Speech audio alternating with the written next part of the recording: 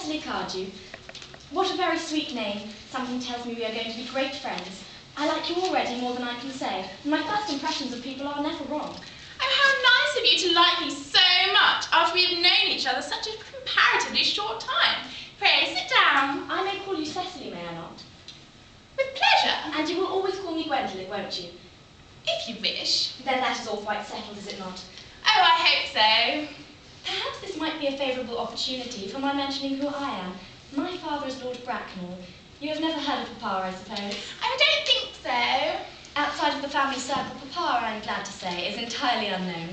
I think that is quite as it should be. The home seems to be the proper sphere for the man. And certainly once a man begins to neglect his domestic duties, he becomes painfully effeminate, does he not? And I don't like that. It makes men so very attractive.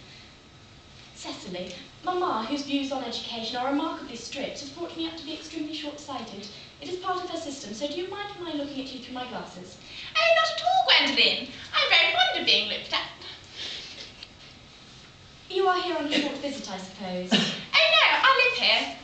Really? Your mother, no doubt, or some female relative of that sort, resides here also? Oh, no, I have no mother, nor, in fact, any relations. Indeed. My dear guardian, with the assistance of Miss Prison, has the arduous task of looking after me. Your guardian? Oh, yes, I'm Mr. Worthing's ward. Oh. It is strange he never mentioned to me that he had a ward. How very secretive of him.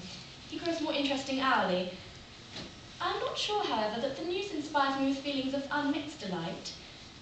I am very fond of you, Cecily. I've liked you ever since I met you, but I'm bound to state that now I know that you're Mr. Worthing's ward, I cannot help expressing a wish you were, well, just a little older than you may seem to be, and not quite so very alluring in appearance.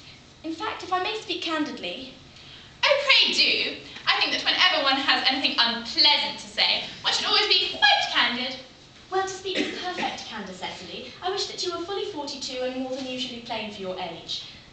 Ernest has a strong, upright nature. He is the very soul of truth and honour.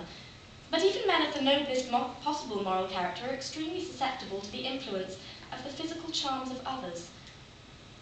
Beg your pardon, Gwendolyn, did you say Ernest? Yes. Oh, but it is not Mr. Earnest Worthing who is my guardian, it is his brother, his elder brother. Ernest never mentioned to me that he had a brother.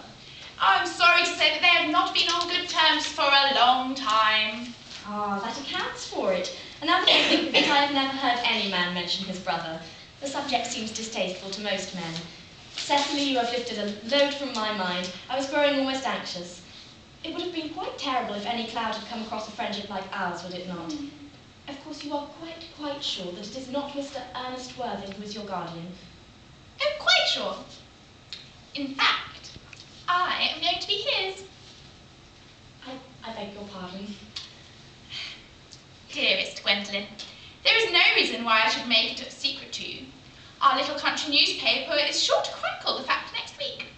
Mr. Ernest Worthing and I are engaged to be married.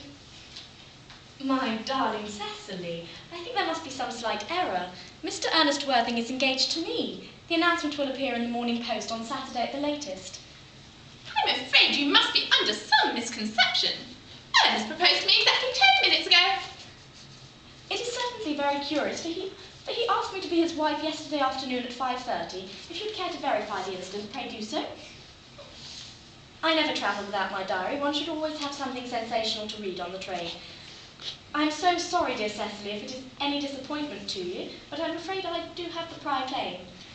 It would distress me more than I can tell you, dear Gwendolyn, if it caused you any mental or physical anguish. But I feel bound to point out that since Ernest proposed to you, he has clearly changed his mind. If the poor fellow has been entrapped into any foolish promise, I shall consider it my duty to rescue him at once, and with a firm hand. Whatever unfortunate entanglement my dear boy may have gone into, I will never reproach him with it after we are married. Do you to me, Miss Cardew, is an entanglement? You are presumptuous. On an occasion of this kind, it becomes more than a moral duty to speak one's mind. It becomes a pleasure. Do you suggest, Miss Fairfax, that I entrapped Ernest into an engagement? How dare you? This is no time for wearing the shallow mask of manners. When I see a spade, I call it a spade. I'm glad to say that I have never seen a spade. It is obvious that our social spheres have been widely different.